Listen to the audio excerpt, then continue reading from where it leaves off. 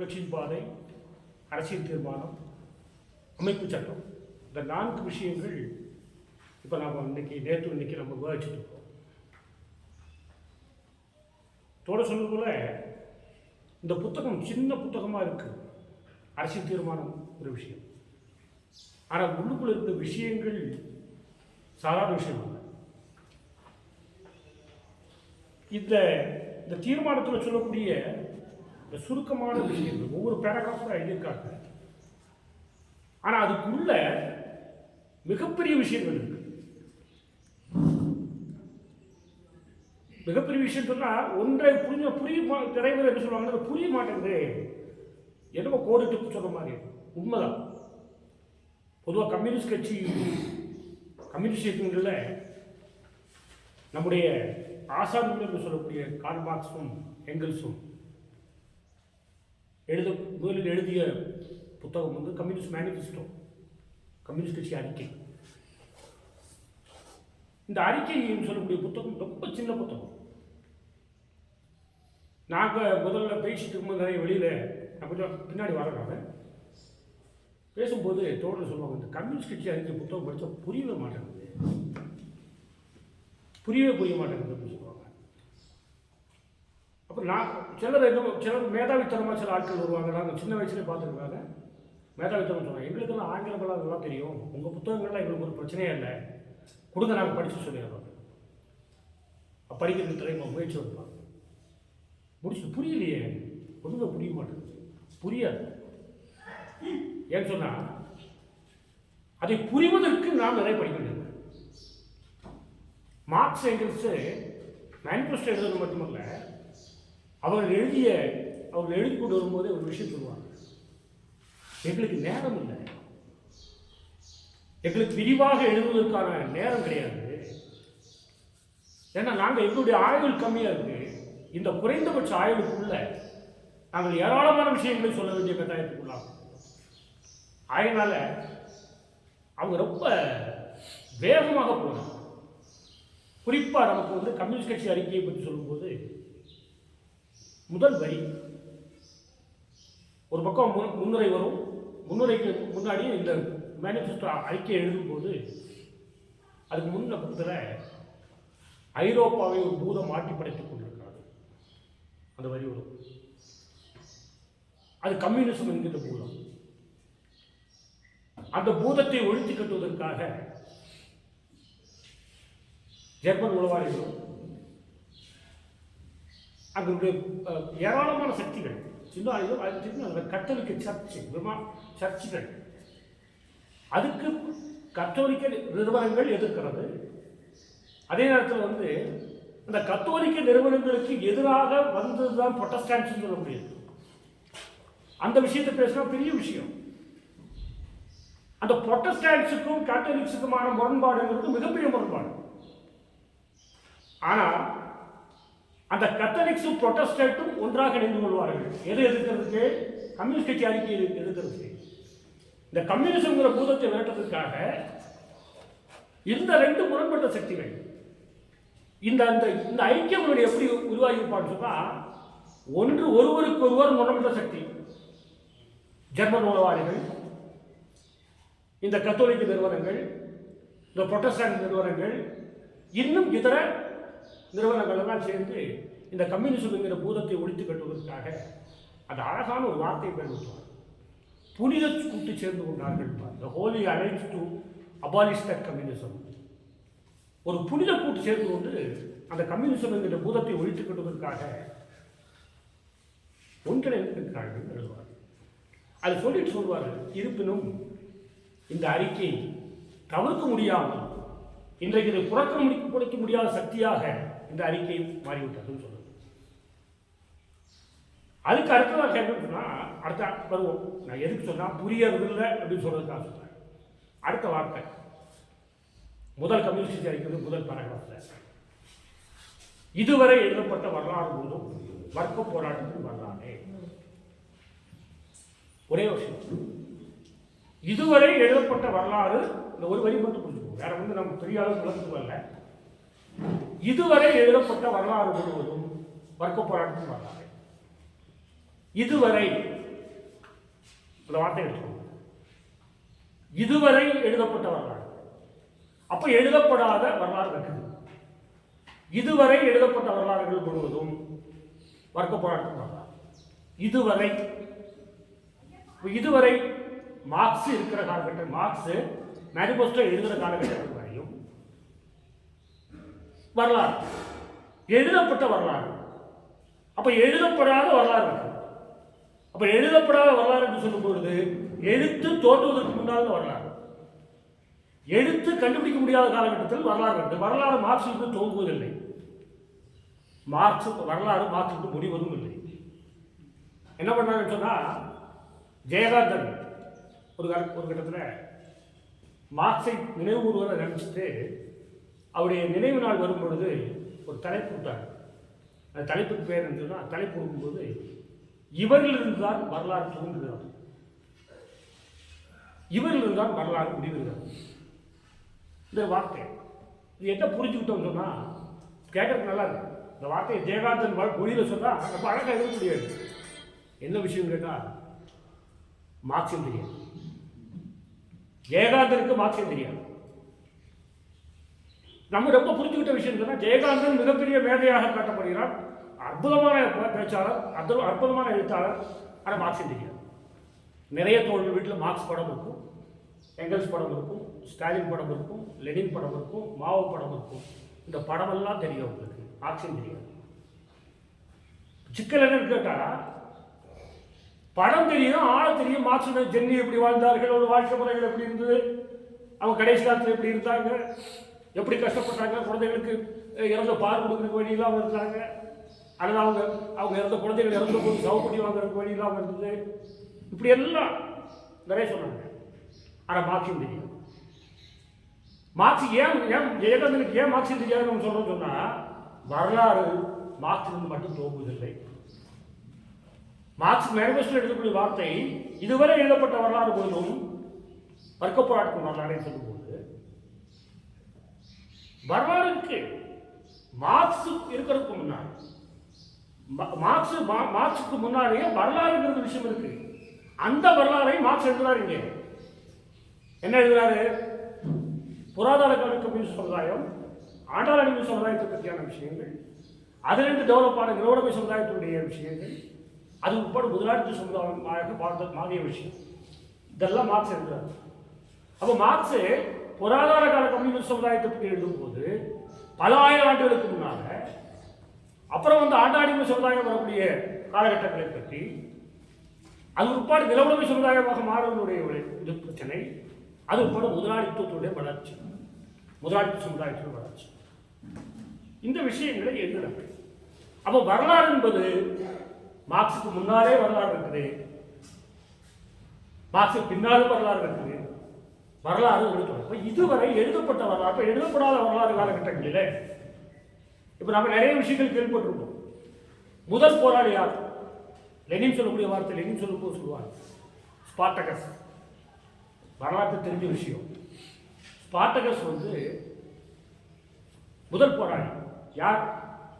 அடிமை சமுதாயத்தில் கூடிய அந்த அடிமை சமுதாயத்தில் ஆண்டாளுக்கு எதிரான ஒரு போராட்டம் நடக்கும் போது ஆயுதம் தாங்கிய போராட்டத்தை நடத்திய ஸ்பார்டகஸை லெனின் குறிப்பிடுவார். அது முழக்கம் பார்த்தீங்கன்னா, அந்த காலகட்டத்தில் ஆண்டாள் அடிமை சமுதாய காலகட்டத்தில் நம்ம அடிக்க போட்டி இருக்கு எல்லாரும் கூட, ஏன்னா போர் அடிச்சிடக்கூடாதுங்கிற அந்த சில விஷயங்கள் சொல்ல வேண்டியது. இப்போ ஸ்பார்டகஸ் காலகட்டத்தில் ஸ்பார்டகஸ் எப்படிப்பட்ட போராடி? அன்னைக்கு ஆண்டாள்கள் காலகட்டங்களில் பெரிய கிரவுண்டில் அடிமைகளை செஸ் விளையாடுவாங்க. செஸ் காயினுக்க வேண்டி சோல்ஜர்களாக நிறுத்தக்கூடிய சோல்ஜர்கள், குதிரை, யானை, அந்த ராணி, இப்படி வைக்கக்கூடிய இந்த காயின் இருக்கு இல்லையா, இந்த காயின் வைக்கிறதுக்கு பதிலாக மனிதர்களை வைத்துக் கொள்வோம். அடிமைகள், சோல்ஜராக இருக்க அடிமை சோல்ஜராக இருக்கும், அந்த பக்கம் சோல்ஜர், இந்த பக்கம் சோல்ஜர், இதெல்லாம் அடிமைகள். அப்போ இந்த சோல்ஜர்னு ஒரு காயினை வெட்டணும்னு சொன்னா அந்த அடிமையை வெட்டிடுவான், டெட் பாடி கொண்டு போயிடுவான். குதிரையை வெட்டணும்னு சொன்னா குதிரையை வெட்டிடுவான், டெட் பாடி எடுத்து போயிடுவாங்க. இது மட்டுமல்ல, இப்படி ஒரு கொடுமை. அதுக்கு அடுத்த அடுத்தது என்ன சொன்னா, அந்த அடிமைகளை ஒரு அடிமைகளுக்குள்ள அவர்களை புடலை வைத்து வேடிக்கை பார்க்கும் இந்த சமூகம் நடக்குது. இதுக்கு எதிராக அந்த முழக்கம் என்ன சொல்லணும்னா, என் சொந்த சகோதரிகளை புணர மாட்டேன்,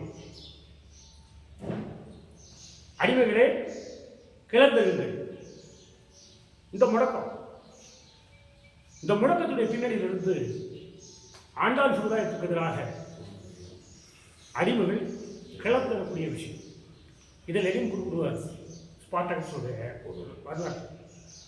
அப்போ இதுவரை எழுதப்பட்ட வரலாறு வர்க்க போராட்டத்துக்கு வரலாறு, ஸ்பார்டகஸா. அப்போ முதல்ல சொன்ன வரலாறு, இதுவரை எழுதப்பட்ட வரலாறு முழுதும் எழுதப்படாத வரலாறு இருக்கிறது வர்க்க போராட்டத்தில் வரலாறு.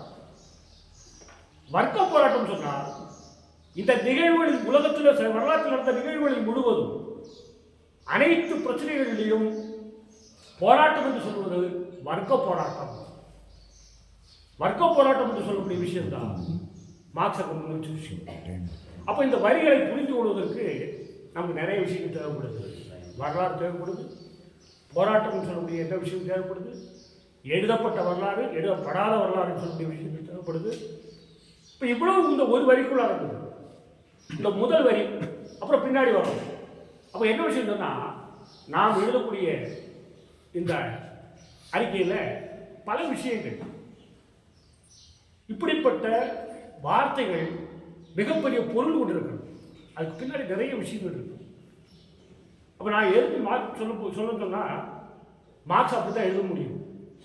இப்போ நம்ம தோழர்கள் நிறைய கேட்கும்போது உற்பத்தி சக்திகளுக்கும் உற்பத்தி உறவுகளுக்கு என்ன வேறுபாடு, உற்பத்தி சக்தின்னா என்ன, உற்பத்தி உறவுகள் தான் என்ன, நம்ம விளக்க வேண்டியிருக்கு.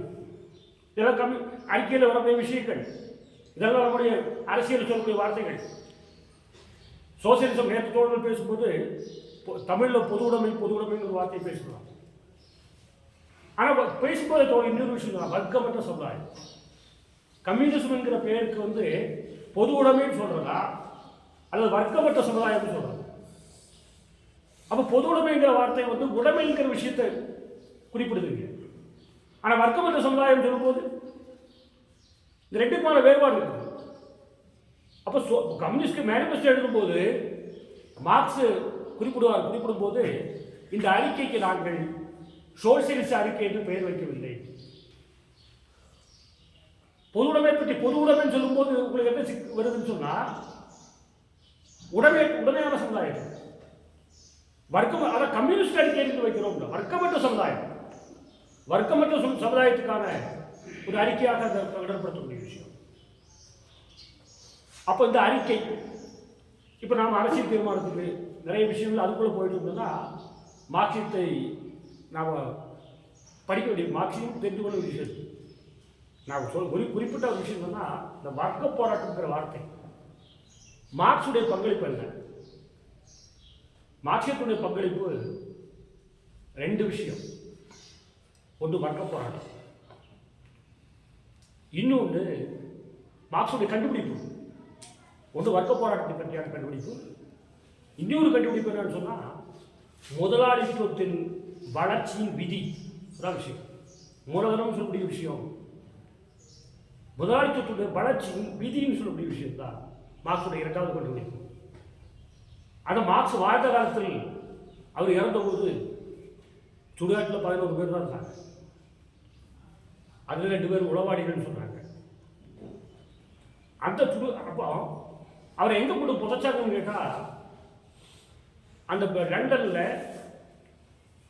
இந்த அகதிகள் இருக்கக்கூடிய ஐகட் சுடுகாடுன்னு சொல்றது பணக்காரர்களுக்கான சுடுகாடு இருக்கும், ஏழைகளுக்கு அந்த அகதிகள் மற்றவர்களுக்கான சுடுகாடு.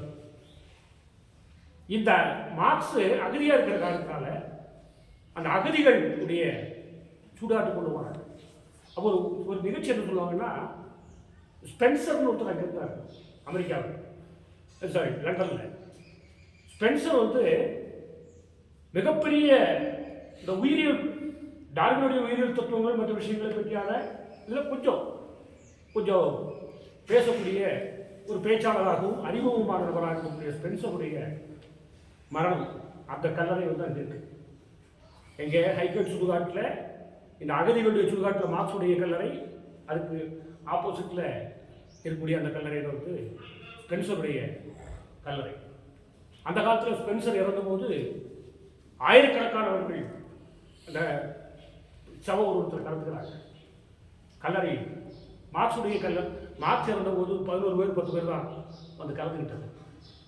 ஆனால் பிற்காலத்தில் அந்த ஸ்பென்சருடைய கல்லறை எங்கே இருக்குன்னு யாருக்கும் தெரியாது.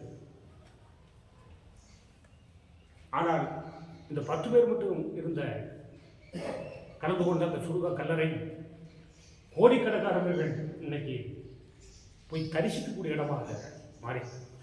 இதான் மார்க்ஸுடைய வரலாறு இருக்கிறது.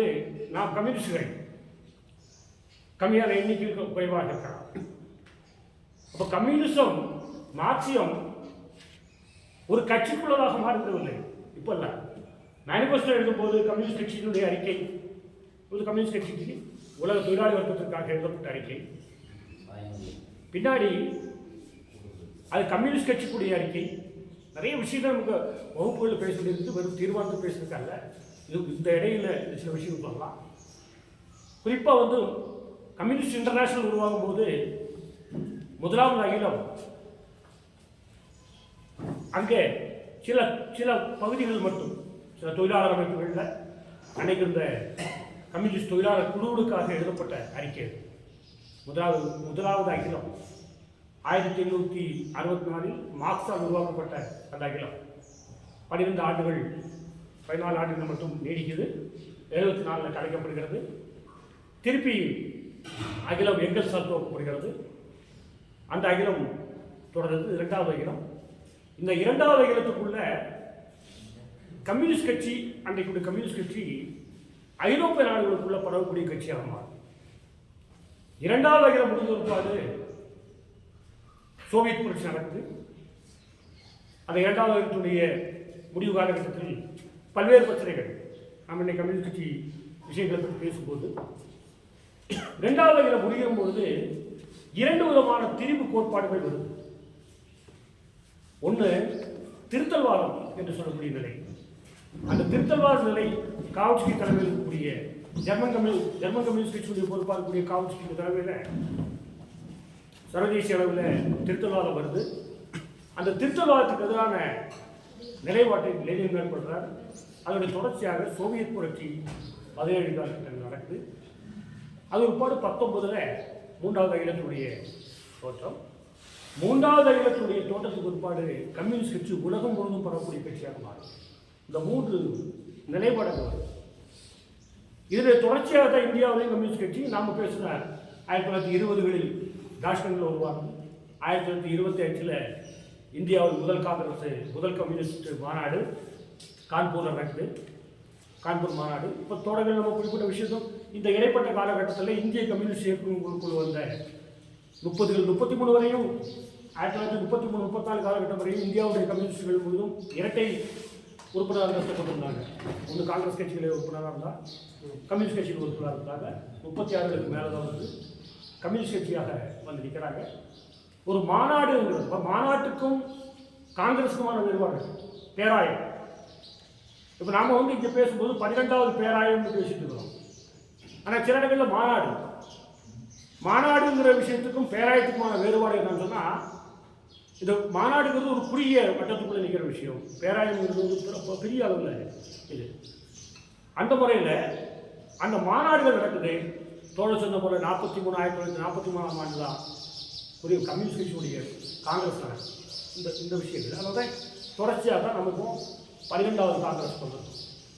அப்போ கம்யூனிஸ்ட் கட்சி அல்லது கம்யூனிஸ்ட் இயக்கம் சர்வதேசிய அளவிலும் இந்திய அளவிலும் அதை பல கட்டங்களை தாண்டி வந்து நிற்கும். இந்த சூழலில் உலகத்தை புரிந்து கொள்வது, நம்ம நாட்டுடைய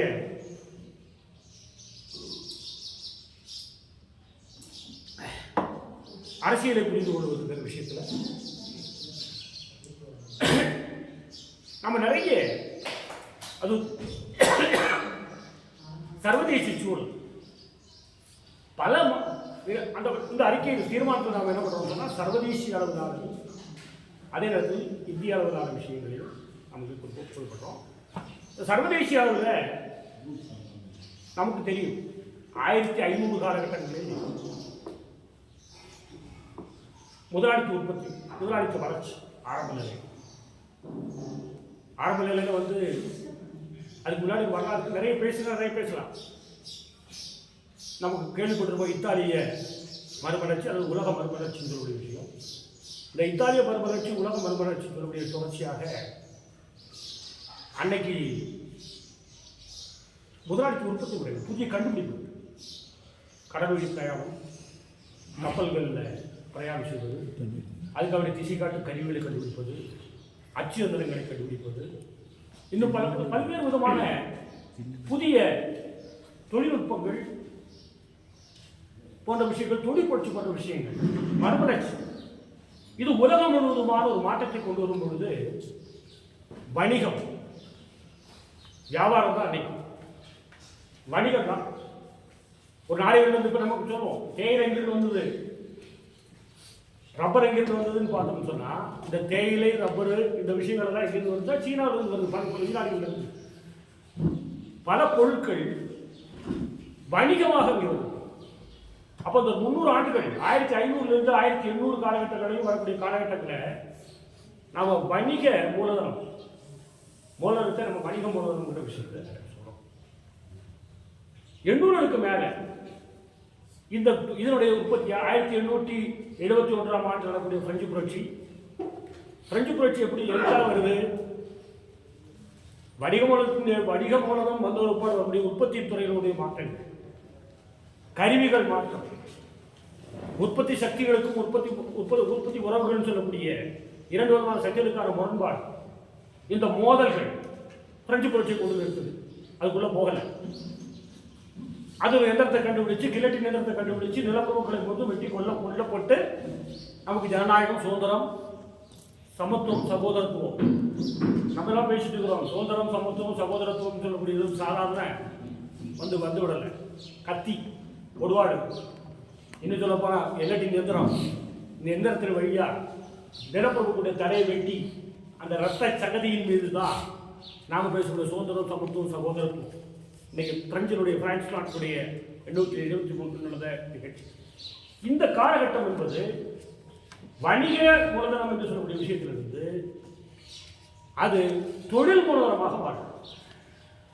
தொழில் மூலதனமாக மாறினோட விளைவு இப்போ உள்ள காலகட்டம். தொழில் மூலம் என்னாச்சு, இண்டஸ்ட்ரி மற்ற விஷயங்கள் எல்லாம் பெருகி எடுத்து வருவது. இப்பொழுது நிலைமை என்ன? இப்பொழுது மூலதனம் நிதி மூலதனமாக மாறி இருக்கிறது. தொழிலை கொண்டு போய் ரெக்கமெண்ட் பண்ண வேண்டிய தேவையில்லை. இப்போ என்ன பண்ணலாம்? பணம் போதும், நிதி. எல்லா பன்னாட்டு நிறுவனங்களும் இப்பொழுது தொழிலோட வருவதில்லை, எந்திரத்தோட வருவதில்லை. இங்கே மாறாக இங்கே நிதி மூலதனம் இருக்கக்கூடிய விஷயத்தில் இன்வெஸ்ட்மெண்ட், நாடு விட்டு கண்ட இன்வெஸ்ட்மெண்ட் அப்படிங்கிற ஒரு சூழல். இந்த சூழலில் பல்வேறு மாற்றங்களை நாம் பார்க்கணும். இதெல்லாம் கணக்கெடுத்து கொண்டு தான் நாம் இந்த அரசியல் தீர்மானத்தை பார்க்க வேண்டியது. ஆனால் இந்த அரசியல் தீர்மானத்தில் சொல்லக்கூடிய விஷயங்கள் ஒவ்வொரு பேராகிராஃபாக சொல்லிட்டு வந்ததுன்னா இன்றைக்கு நேரம் தரும் கண்டிப்பாக. இப்போ குறிப்பாக சில விஷயங்களை மட்டும் நாம் இங்கே குறிப்பிடணும். அப்போ இந்த நிதி மூலதனம் என்ன பண்ணியிருக்கு அதனுடைய விஷயமாக. அப்போ மார்க்ஸ் இருக்கிற காலத்தில் மார்க்ஸ் முதலாளித்துவத்தின் வளர்ச்சியை பற்றியான அந்த இதை சொல்லும்போது அதனுடைய வளர்ச்சி பிற்காலத்தில் என்னவாகுன்னு சொன்னால், முதலாளித்துவ வளர்ச்சி என்பது லெனின் அங்கு குறிப்பிடுறாரு. லெனின் குறிப்பிடும்போது இந்த முதலாளித்துவத்தின் உச்சகட்டம் ஏகாதிபத்தியம், முதலாளித்துவத்துடைய வளர்ச்சி என்னவா மாறுது? ஏகாதிபத்தியமாக மாறி நிற்குது. அப்போ மார்க்ஸுடைய மூலதனம் முதலாளித்துவ வளர்ச்சியினுடைய விதியை பற்றி சொல்லுது.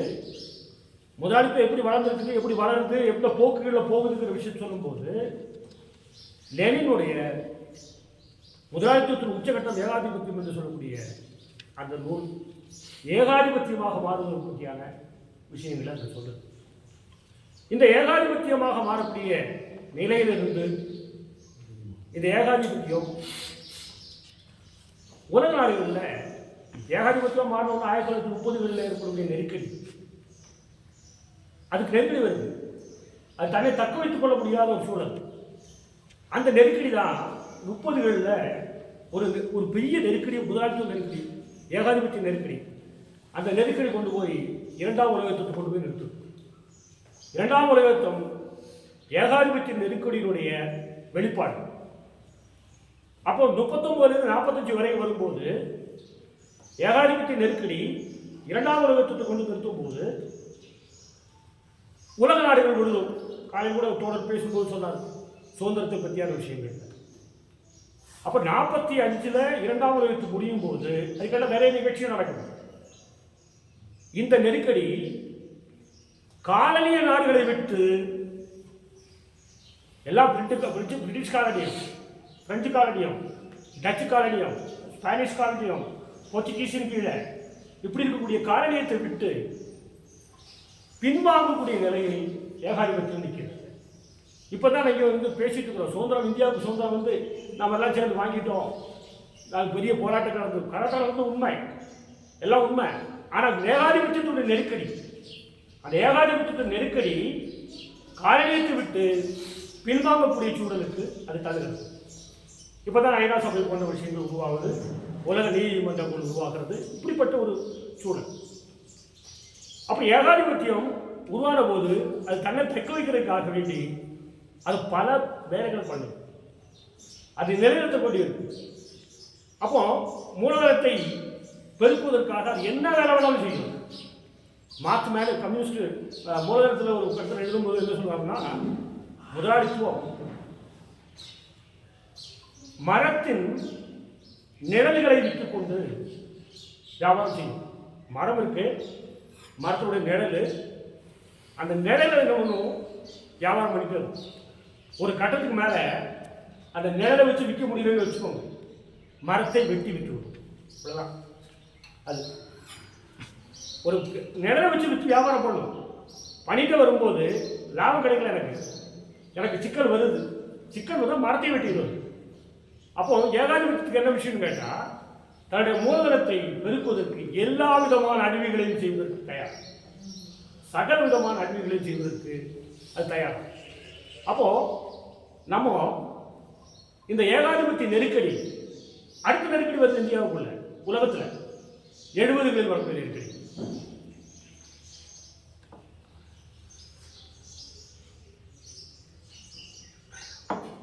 வரக்கூடிய நெருக்கடி, அது மிகப்பெரிய விளைவுகளை ஏற்படுது. திருப்பி ஏகாதிபத்தியம் உலகமயமா சூழல் வருது. உலகமய சூழல் நம்ம பேசிட்டு உலகமயம், அப்புறம் நவதாராளமயம், இப்போ தாராளமயம், தனியார் மயம். அது நம்ம என்ன சொல்லுவோம்னா எல்பிஜின்னு சொல்லுவோம். எல்பிஜின்னு சொன்னால் நம்ம கேஸ் மாதிரி, கேஸ் இருக்குது, எல்பிஜி கேஸ் மாதிரி லிபரலைசேஷன், பிரைவேட்டைசேஷன், குளோபலைசேஷன். தாராளமயம், தனியார் மயம், உலகமயம், இப்படி. அப்போ இது என்ன விஷயம்னா 70களிலையும் மற்ற நாடுகளிலையும் இந்த மூலதனத்துக்கு, நிதி மூலதனத்துக்கு, இந்த ஏகாதிபத்தியத்திற்கு வரக்கூடிய நெருக்கடிகளை முழுவதும் அது யார் தலையில் திணிக்கும் அப்படின்னு சொன்னால், உழைக்கக்கூடிய மக்கள் மீது, ஒடுக்கப்பட்ட மக்கள் மீது தன்னுடைய பாரத்தை முழுவதும் அது திணிக்கும். இதான் உலக நெருக்கடி, அந்த ஏகாதிபத்தியத்தோட நெருக்கடி. இந்த நெருக்கடியை அனைத்து பகுதி மக்கள் மத்தியையும் திணிச்சிட்டு தன்னை தற்காத்துக் கொள்வதற்கான முயற்சியில் அது ஈடுபடும். இதைத்தான் நம்ம அரசியல் தீர்மானம் அறிக்கையில் இந்த உலக ஏகாதிபத்தியம் நெருக்கடியில் இருக்கிறது, அது உண்மை. நெருக்கடியில் இருக்கிறதுங்கிற விஷயத்தை நம்ம இங்கே குறிப்பிடணும். இந்த நெருக்கடிங்கிறது